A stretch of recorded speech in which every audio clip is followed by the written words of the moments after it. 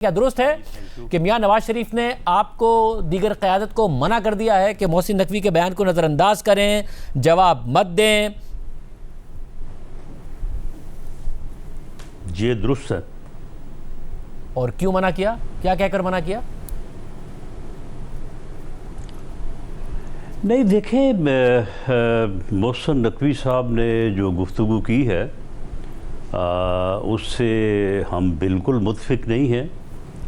और उन्होंने गुफ्तगू में जो अंदाज़ इख्तियार किया उसके ऊपर भी हमें सख्त एतराज़ है। और ख़ास तौर पे जिस तरह से उन्होंने अपनी गुफ्तगू में प्राइम मिनिस्टर ऑफ पाकिस्तान को जो है वो मुखातब किया या रेफरेंस दिया, और जिस तरह से उन्होंने जो है वो फील्ड मार्शल जो कि बिलाशुबा कौम के हीरो हैं और किसी से तल्लक होना जो है वो एक और बात है, लेकिन एक कौमी हीरो के मुतल्लक इस किस्म की बात कि जी वो फ़लाँ नहीं चाहते और फ़लाँ क्रॉस नहीं चाहते, ये बिल्कुल बेमानी और जो है वो ऐसी गुफ्तगू है जिसको किसी तौर पे भी जो है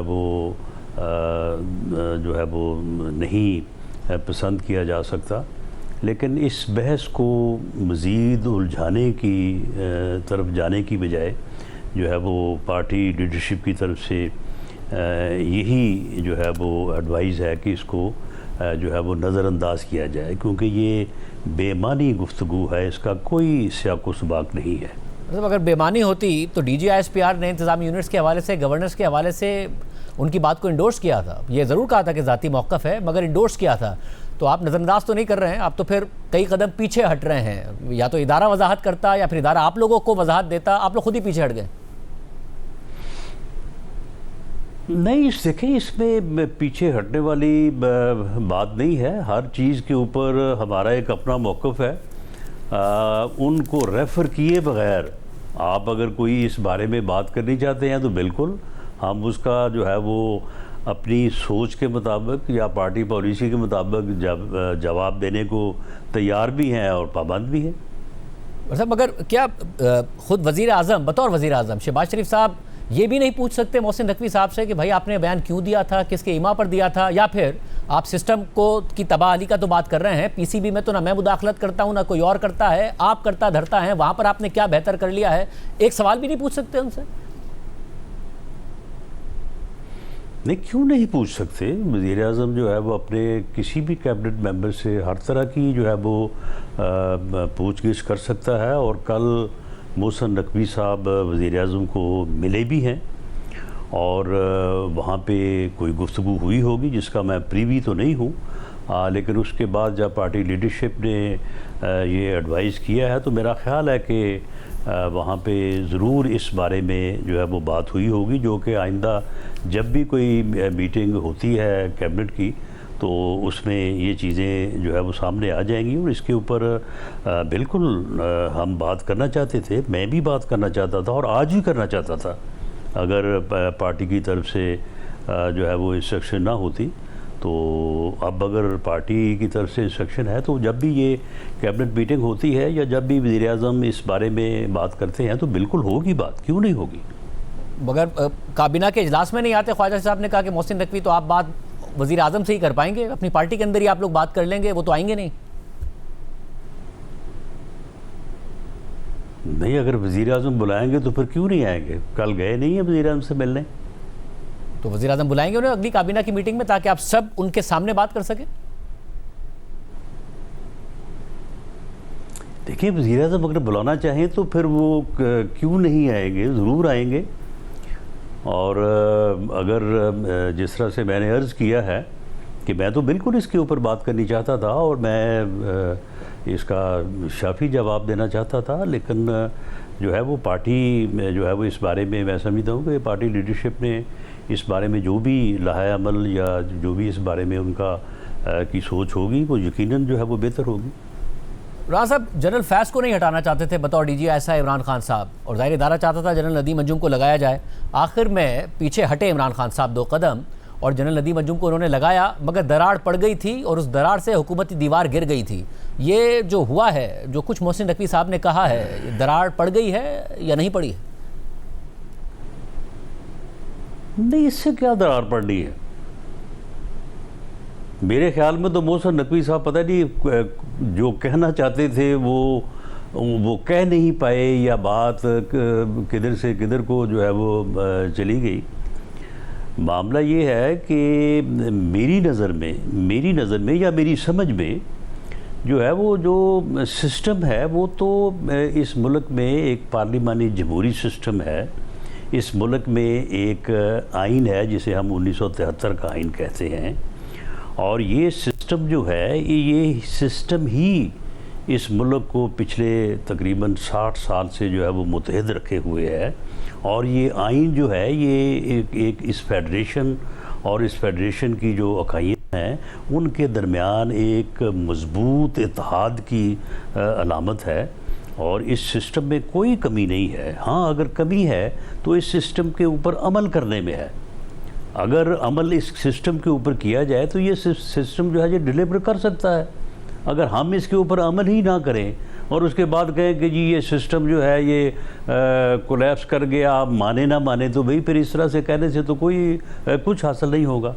ये सिस्टम जो है ये एक मैं समझता हूँ कि एक ऐसा सिस्टम है कि जिसको हमारे यानी बुज़ुर्गों ने, हमारे बड़ों ने जो है वो मुत्तफ़िक़ा तौर पे जो है वो इसको तश्कील दिया, इसको तरतीब दिया, और यही वो एक ऐसा मुक़द्दस डॉक्यूमेंट है, एक मुक़द्दस जो है वो सिस्टम है जिसमें पार्लियामेंट भी है, जिसमें जुडिशरी भी है, जिसमें एग्जेक्टिव भी है, जिसमें इलेक्शन भी है, जिसमें केयर टेकर सेटअप भी है, जिसमें हर चीज़ है।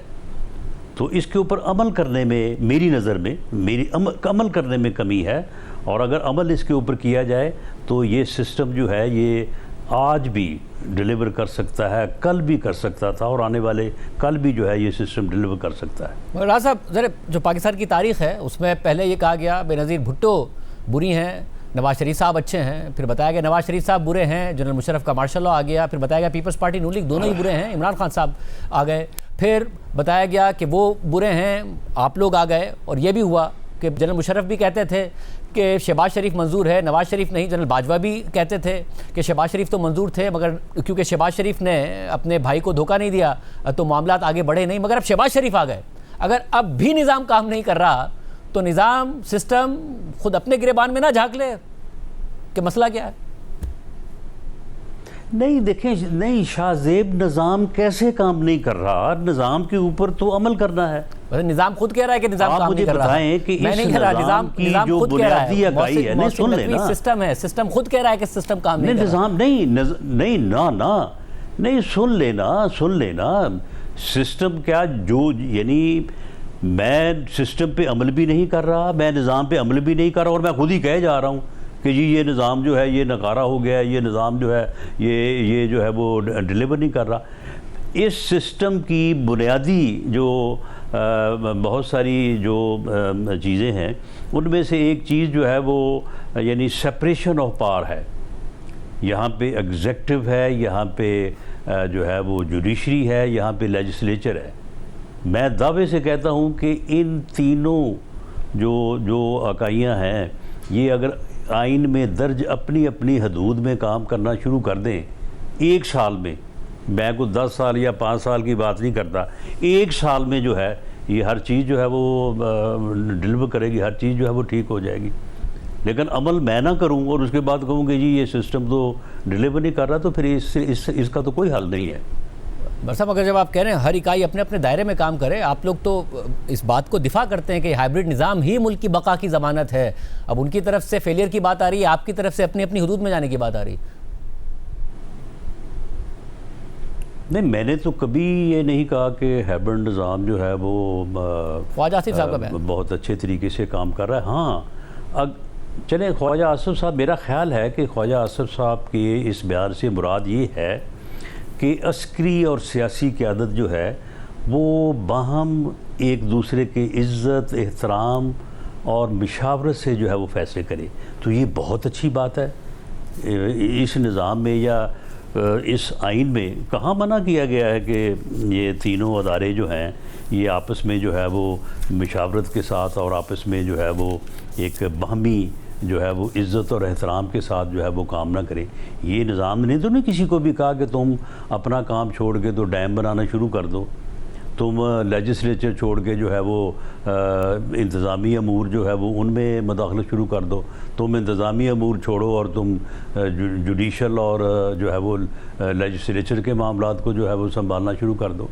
देखिए ये चीज़ें बड़ी जो है वो बैठ के जो है वो ये इस सिस्टम में, इस आइन में जिसने मुत्तफ़िक किया हुआ है पूरी कौम को, इन चारों इकाइयों को, इसमें कोई कमी नहीं है। इसके ऊपर अगर इसमें कमी है तो इसके ऊपर अमल दरामद करने में कमी है, हमें वो देखना चाहिए, उस कमी को दूर करना चाहिए। तो मैं समझता हूँ कि ये बिल्कुल ये सिस्टम, ये निज़ाम जो है यकीनन जो है वो डिलीवर करेगा, कर सकता है। ये कमज़ोरी अमल करने वालों में है कि हम अमल भी नहीं करते और उसके बाद जो है वो हम जो है वो फिर गुफ्तगू भी करते हैं। क्या हुकूमत को 6 माह की डेडलाइन दी गई है, पीपल्स पार्टी को भी, नून लीग को भी, कि आपने ये जो नए इंतजामी यूनिट्स हैं इस मामले को हल करना है अगले 6 महीने में? किसने डेडलाइन दी है आपके ख्याल में? इदारों की तरफ से, इस्टेब्लिशमेंट की तरफ से? बिल्कुल बिल्कुल गलत है। कोई इस्टेब्लिशमेंट की तरफ से, कोई अदारों की तरफ से जो है वो इस किस्म की ना कोई डेडलाइन दी गई है, ना इस बारे में कोई जो है वो बात हुई है। ये सब जो है वो किस्से कहानियाँ हैं।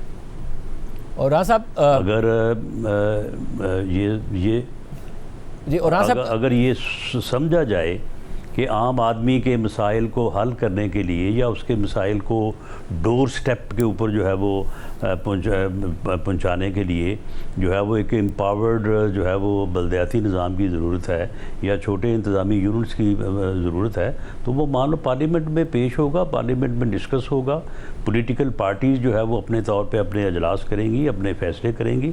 इस बारे में अभी तक PMLN ने जो है वो बाज़ाब्ता तौर पे तो कोई डिस्कशन नहीं हुई।